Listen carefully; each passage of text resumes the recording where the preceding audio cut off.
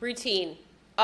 It could be the death of all of us, or it could be the most beautiful opportunity for curiosity and adventure in every single moment. Welcome back to one's journey of unwinding the mind and, of course, your daily microdose. Now, tune in to the latest episode of One's Journey. We're going to talk about routine. How many of you listening have a routine? Oh my gosh, Patrick and I have so many routines. You would think, what in the F, how do you survive in this illusion where the ego at any moment can use your routine to F you up, but you literally we eat almost the same food every week. We do pretty much the same thing every week, but we mix it up. So I would so first of all, let's talk about routine. Routine are those things that we place in our day to help it be easier or to help us feel better. I know with the big personal development movement, routine, a lot of people begin their mornings very early and they need that time to do their affirmations, do their gratitudes, read their personal development, go for a walk, really fill their cup. That's a huge thing that is pushed in today's world of taking care of yourself and filling your cup first. And I think it's beautiful, right? I'm not saying anything is wrong with routine, but there is a fine line between routine being a walking stick or routine falling into a crutch. And when your routine has fallen into a crutch, that means okay, let's say you do have one of those mornings. A quintessential name of that is a miracle morning, the morning that really sets your day up for success. And let's say tomorrow you are unable to complete that entire morning routine. What does the rest of your day look like then? Are you off?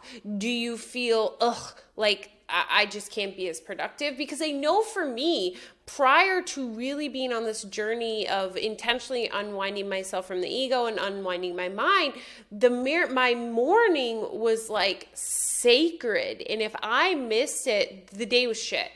Not complete crap, but it was so unproductive. I felt so off because I became so reliant on this morning routine. I created to be a false idol.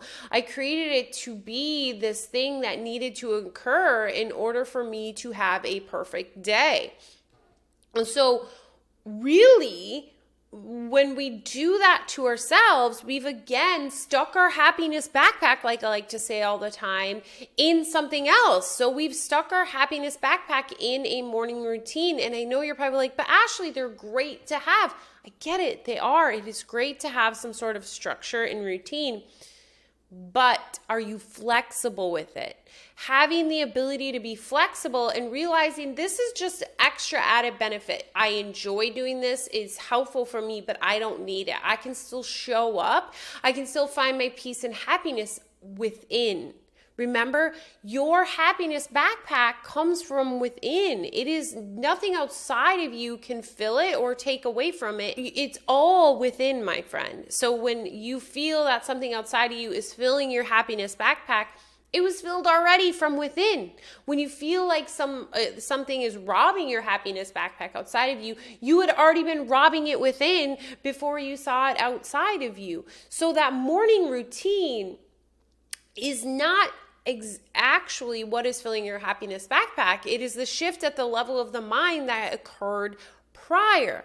So you're like, okay, great, Ashley, but my morning routine is super important to me and I have seen grand changes. I know I saw grand changes back when I implemented the miracle morning, and really I would get up at freaking 4 a.m. and I felt like I had solved world hunger by the time most people had got out of bed at 8 a.m. Today, now I sleep till 8:30, and I'm still working on solving world hunger by the time everybody goes to bed at 10 p.m. But I am just as happy. I am just as productive because I'm living in the moment.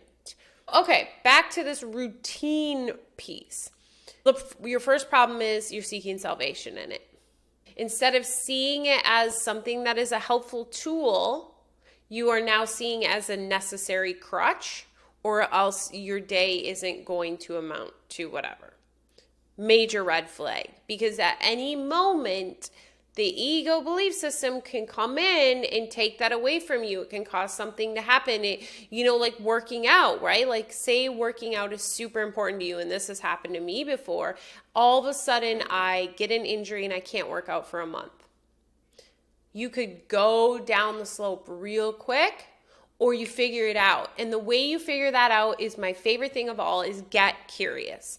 Really look at this as an opportunity of a new adventure, like a child, through a child's eyes. Okay, so if every morning I get up and I work out for 20 minutes, I read my affirmations for 20 minutes, I do this for 20 minutes, and let's say today your alarm, you overslept 40 minutes, so you only get to do 20 minutes. Cool.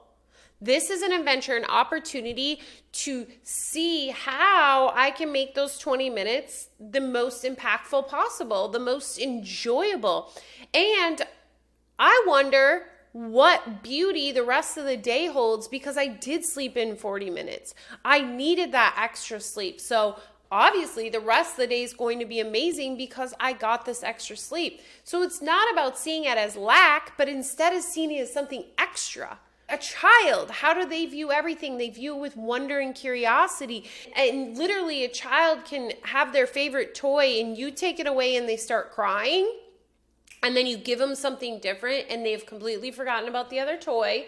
They forgot about crying and they are now distracted back on this. That's because they're in the present moment. They're no longer thinking about that they don't get that toy anymore.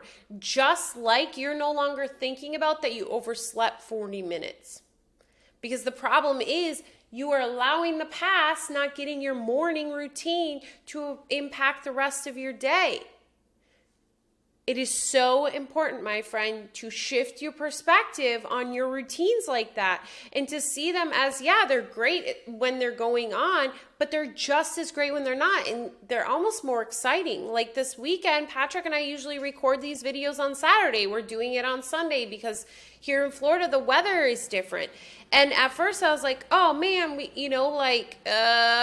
okay, what does this look like? Our meals, we have our meals certain nights. Again, I told you we are very structured, but we just moved it, and now it's like, what are these new nuggets that will exist, right? We're gonna go for a walk in the middle of the afternoon in downtown Tampa.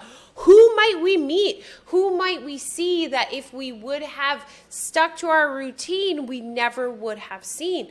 And if we would have stuck to our routine, I wouldn't have been able to go to the beach because it's supposed to storm later. So it's really about having that fluidity and just understanding that literally nothing outside of you alone impacts your internal state of being. It is your perception of it. And then it already happened at the level of the mind first. So realize if there's something outside of you, a routine that you have placed your happiness backpack, it's time to go back and get it back, my friend.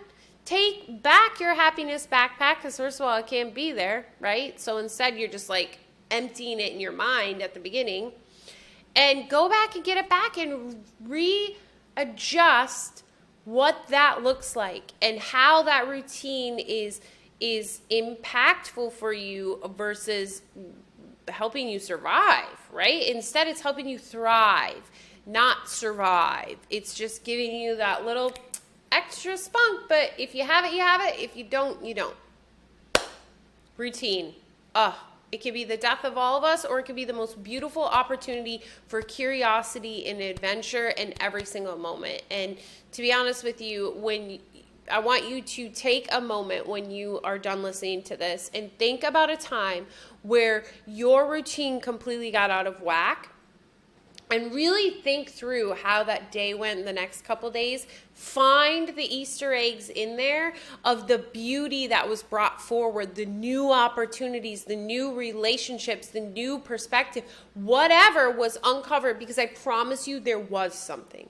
There's only one reason why the routine is shifted, and it can either be viewed as a place of fear or a place of love, right? Either the ego shifted it and I'm going to meet his attack with attack, Or the ego shifted it, but Spirit is going to use it as an opportunity for impact with love.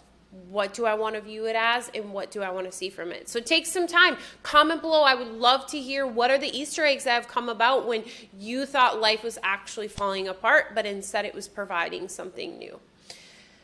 Remember, we have monthly live calls on Patreon. We would love your support. Please hop on the Big Miracle Energy Patreon. And as always, so grateful for you. And remember, you are worth it. So much love. Bye.